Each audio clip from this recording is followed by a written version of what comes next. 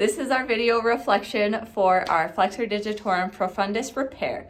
So Kendra, was the technique instructional plan appropriate? Consider the stages of it, the appropriateness of the sequence, resources, and questions. So our plan and our technique that we intervened with, I think was very appropriate with hand injuries, especially an injury like this with the flexor digitorum profundus, avulsion, and then repair. Stiff hand syndrome is something that's a common anticipated problem with contractures being highly common. And so keeping that range of motion within the hand is also very important. And so with the apparatus that we made, it allows us not only for our patient to work on range of motion in the clinic, but also take it home and continue the range of motion with the correct hand placement and everything else, so as not to compromise that repair, and working on that passive flexion, active extension like we had talked about in class.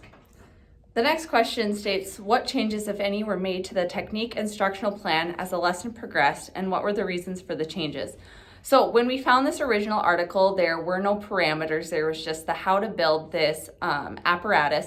And so we utilized the Kisner and Colby textbook as a reference to come up with that home exercise program prescription as well as dosing. So those were the modifications that we made to that technique.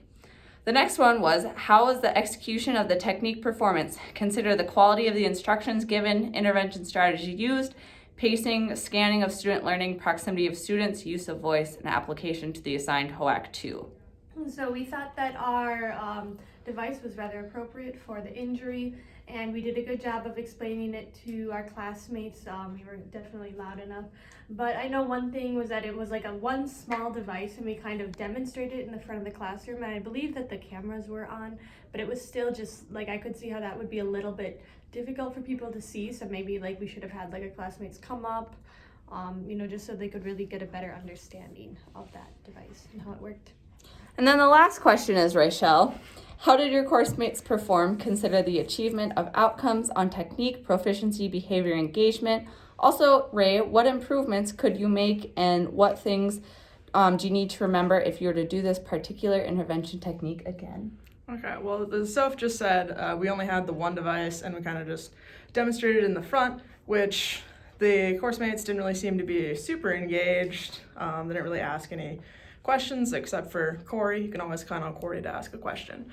But we could have, and some improvements is we could have made a couple more of them and had them try in their rows or in their groups or something like that, or we could have passed it around for the rest of the class period and had them play with it. Some other things to remember would again just be to make some more of them, pass them around. That's about all I got. Overall, we are very happy with the way this HOAC turned out, and it was a great tool that can be used in future clinics that you can have on hand. Thank you.